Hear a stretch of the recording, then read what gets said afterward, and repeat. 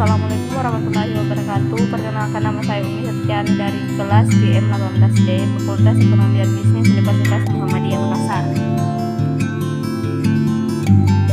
Di sini saya akan menjelaskan dua materi. Yang pertama yaitu materi rasio aktivitas, yang kedua yaitu rasio profitabilitas. Yang pertama yaitu pengertian dari analisis rasio aktivitas. Rasio aktivitas merupakan rasio yang digunakan untuk mengukur efektivitas perusahaan dalam menggunakan aktiva yang dimilikinya. Atau dapat pula dikatakan rasio ini digunakan untuk mengukur tingkat efisiensi atau efektivitas pemanfaatan sumber daya perusahaan. Selanjutnya itu manfaat dari rasio aktivitas. Yang pertama itu dalam bidang piutang. 1. Perusahaan dapat mengetahui berapa lama piutang mampu ditagih selama periode. Kemudian perusahaan juga dapat mengetahui berapa kali dana yang ditanam dalam piutang itu berputar dalam satu periode. Dengan demikian dapat diketahui bahwa efektif atau tidaknya kegiatan perusahaan dalam bidang penagihan. Yang kedua yaitu perusahaan dapat mengetahui jumlah hari dalam rata-rata penagihan piutang, sehingga perusahaan dapat pula mengetahui jumlah hari piutang tersebut rata-rata dapat ditagih. Selanjutnya, manfaat rasio aktivitas dalam bidang persediaan, yaitu perusahaan dapat mengetahui hari rata-rata persediaan tersimpan dalam gudang. Hasil ini dibandingkan dengan target yang telah ditentukan atau rata-rata industri. Kemudian perusahaan dapat pula membandingkan hasil ini dengan pengukuran rasio beberapa periode yang lalu.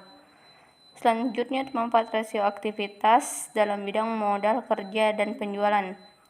Perusahaan dapat mengetahui berapa kali dana yang ditanam dalam modal kerja berputar dalam satu periode, atau dengan kata lain berupa penjualan yang dapat dicapai oleh setiap modal kerja yang digunakan.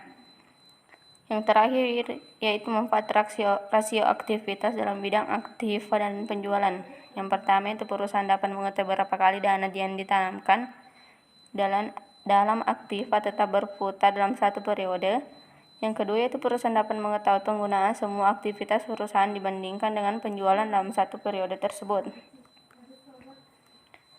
Adapun jenis-jenis rasio aktivitas yaitu yang pertama yaitu perputaran piutang atau receivable turnover, yaitu rasio ini yang digunakan untuk mengukur berapa lama penagihan piutang selama satu periode atau berapa kali dana yang ditanam dalam piutang ini berputar dalam satu periode.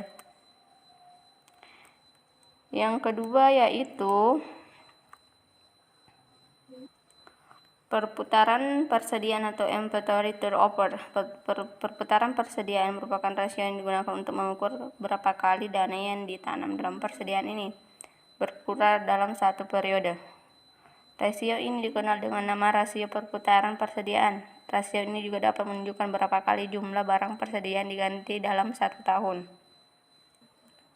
Yang ketiga itu perputaran modal kerja atau working capital turnover.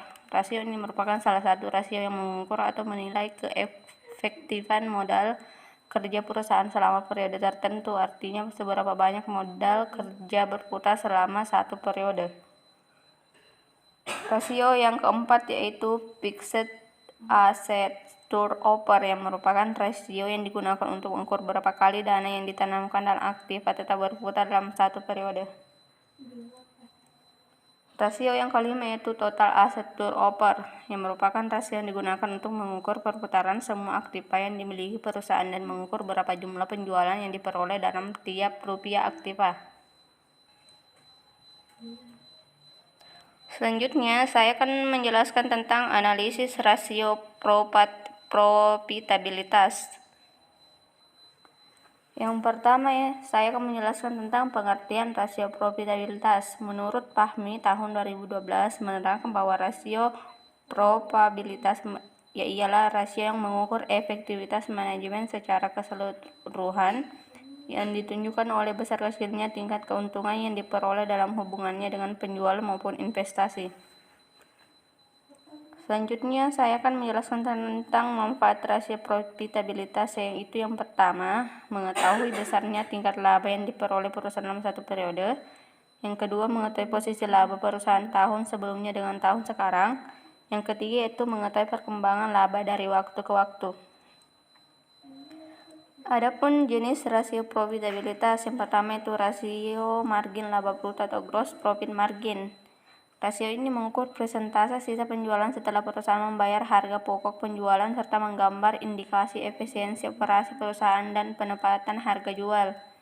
Yang kedua yaitu rasio margin laba neto. Rasio ini mencerminkan kemampuan manajemen untuk menghasilkan laba neto setelah harga pajak penjualan, beban operasi, beban lain-lain, dan pajak.